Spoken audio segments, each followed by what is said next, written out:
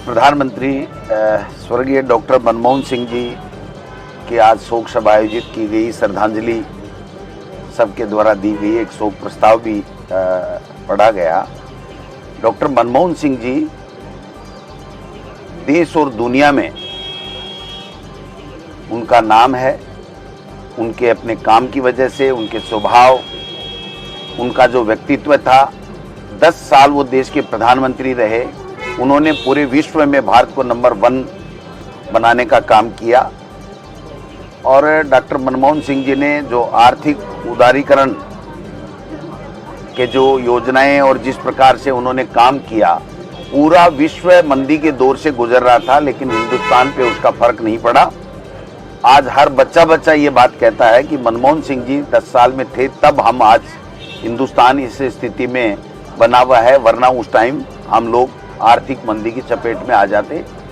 मनरेगा हो, काम का अधिकार दिया, शिक्षा का अनिवार्य कानून, राइट टू फूड, 72,000 किसानों के कर्जे माफ, एक गरीब को, पिछड़े को, दलित को, किसान को, छोटे व्यापारी को कैसे ऊपर उठाया जा सके, गरीबी रेखा से लोगों को कैसे ज़्यादा से ज़्यादा निकाला जा सके, और प्रति व्यक्ति आमदनी कैसे बढ़े, हर वर्ग कैसे खुशहाल रहे और देश कैसे प्रगति करे, इस दिशा में उन्होंने 10 साल काम किया।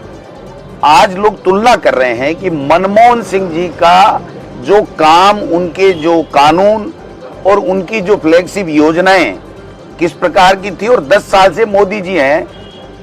नोटबंदी, किसानों के लिए 3 काले कानून, और पता नहीं कितने किस तरीके से किसानों को, जो मनमोहन सिंह जी 72,000 करोड़ रुपए कर्जा माफ करके संबल दे रहा है, वहां आज 3 साल से किसान सड़कों पे रो रहे हैं। इनके वादे के पूरा कराने के लिए कि एमएसपी हम लागू करेंगे, ये वादा उन्होंने किया था, और फिर लिखित में समझौता करने के भी 2 साल बाद में भी वो लिखित में समझौता हुआ, उसकी पालना करेंगे कि नहीं करेंगे, इस बात के लिए भी दिल्ली में नहीं भेजा जा रहा। और यहाँ राजस्थान में तो हद ही हो गई, जब जनता की डिमांड के ऊपर प्रशासनिक दृष्टि से लोगों को सुविधाएं मिले, हर गरीब व्यक्ति भी अपने काम कराने के लिए जिला कलेक्टर के, एसडीएम के, तहसील के, पंचायत समिति में, बीडीओ के पास में और संभागीय आयुक्त के पास में, आईजी के पास में जा सके, उसको लेकर करके जब हमारी सरकार ने जो 3 संभाग और जो 9 जिले खत्म किए, ये बनाए थे, तो आप समझ सकते हैं कि इन्होंने 12 महीने में केवल इनकी एक ही उपलब्धि है कि दिल्ली से पर्ची आई और उस पर्ची को पढ़ दिया। वो गलत है, सही है, इससे कोई लेना देना नहीं है। मैं मांग करूंगा आज मीडिया के माध्यम से मुख्यमंत्री जी को कि वो अपनी तरफ से किसी को भी डेपुट करें। हम हमारे कांग्रेस पार्टी की तरफ से डेपुट कर देंगे। आप बताएं कि आपकी ये जो कमेटी थी उसमें क्या मापदंड थे, और हमारी कमेटी में हम बताएंगे कि क्या मापदंड थे। हमारी कमेटी ने पूरी तरीके से सही मापदंड मान करके जनता की जो इच्छा थी, जनता की जो मांग थी, उसके मुताबिक काम किया।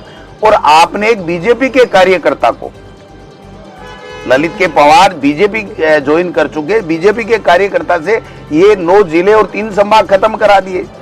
आपको थोड़ी, और वो भी ऐसी डेट ले ली कि 1 तारीख से फिर जनगणना के कारण से भारत सरकार की रोक रहेगी, ना आप कोर्ट में जा सकते हो और आप 2 साल कुछ बात भी नहीं कर सकते हो। तो इससे बड़ा अन्याय क्या हो सकता है? अगर उनको कहीं लग रहा था कि हमारे जिले में किसी सीमा को इधर उधर करना है, किसी तहसील को निकालना है, किसी पंचायत को निकालना है, किसी राजस्व गांव को निकालना है, तो वो कर सकते थे। उनके पास में 12 महीने थे। आज आप समझ सकते हो कि किस प्रकार से लोगों में, एक एसपी से कोई बात हो जाती, कोई न्याय नहीं मिलती, तो आईजी के यहाँ हमारे जैसे सीकर में चला जाता, बांसवाड़ा में चला जाता। तो ये सारी चीजें 12 महीने में इन्होंने कुछ नहीं किया। सड़क और सदन के अंदर कांग्रेस पार्टी आम जनता के हितों के लिए, उनके साथ में जो इस सरकार ने, पर्ची सरकार ने जो कुठाराघात किया है, उसके साथ आंदोलन भी करेंगे, उसके साथ कंधे से कंधे मिला के लड़ाई लड़ेंगे और इनको झुका के रहेंगे, ये मैं कहना चाहता हूँ।